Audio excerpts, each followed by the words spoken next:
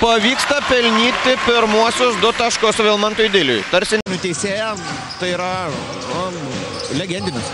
Kalbant apie teisėjavimą, Romualdas Brazauskas. Vilmantas Dilys lygina rezultatą metimu iš vidutinio nuotolio. Vėlgi šiuo atveju sakyčiau, kad ne pernelyg puikus Tautvydo Šležo perdavimas Vilmantui Diliui ir šis pelno.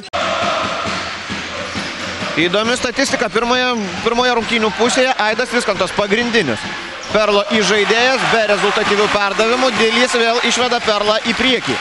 35-33 įpusėjus trečiajam kėliniui. Tai yra po 2 kartus nei vienas kitas krepšininkas daugiau vienos pražangos nesurinko.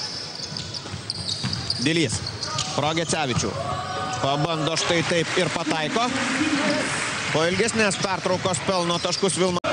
Tačiau turint galvoje tai, kad iki kėlinio pabaigos lieka jau mažiau nei 3 minutės, galime kalbėti apie tai, kad rezultatyvumas kol kas labai menkas, o Vilmantas Dilys ko gero ryškiausia kėlinio žvaigždė šiandien.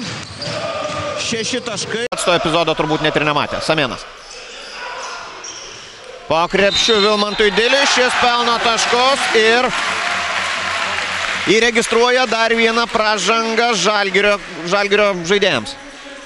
Martynas Pocius, 4. pražanga, 4. asmeninė pražanga. Pirmasis Žalgirio žaidėjas atsidūręs